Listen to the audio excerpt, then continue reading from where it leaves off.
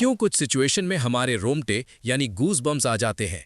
क्यों कुछ समय पानी में हाथ और पैर डालने से ऐसी सिलवटें आ जाती हैं? आखिर हमारी उंगली के नाखून में सफेद दाग क्यों होता है? बच्चे जब रोते हैं तो उनके आंसू क्यों नहीं निकलते हैं? इन सभी चीजों के जवाब इस वीडियो की तरह शॉकिंग है। नंबर 5। क्या तुमने सोचा है जो बहुत अच्छी कंपनी के पोटैटो चिप्स होते हैं उनके ऊपर कुछ इस तरह के लाइंस होते हैं? तो ऐसा क्यों होता है? तो इस तरह पोटैटो चिप्स को बहुत ज़्यादा क्रंची बनाते हैं। जब हम हमेशा इसे तोड़ेंगे तो इन्हीं लाइन से पोटैटो चिप्स टूटेंगे, जिससे आप अच्छे से बाइट भी ले सकते हो और लोगों को क्रंची पोटैटो ज़्यादा पसंद आते हैं। इसी के साथ इसमें मसाले भी अच्छे से रहती हैं।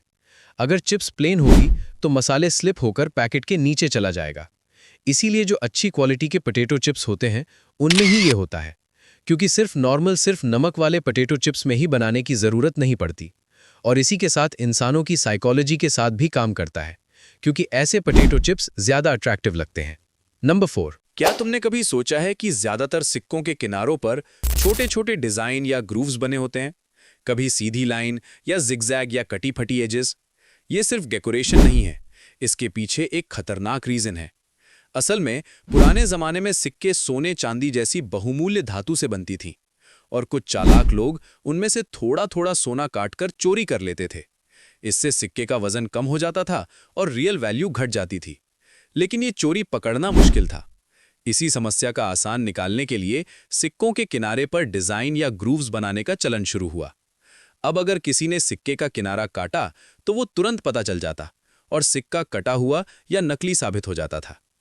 आज की ज्यादातर सिक्के बेस मेटल से बनते हैं, इसलिए चोरी से बचाव की जरूरत नहीं है। लेकिन फिर भी इन एजेस और डिजाइन्स को रखा जाता है ताकि अलग अलग सिक्कों को पहचानने में आसानी हो।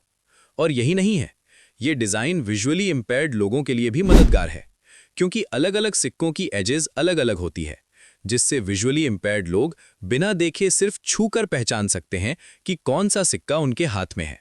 यानी सिक्कों के किनारों का डिजाइन सिर्फ डेकोरेशन नहीं, बल्कि सिक्योरिटी, आइडेंटिफिकेशन और एक्सेसिबिलिटी तीनों का कॉम्बिनेशन है। नंबर 3। हम सबकी घर में एलपीजी सिलेंडर तो होता ही है। क्या आपने उसके नीचे लगे गोल स्टैंड पर ध्यान दिया है?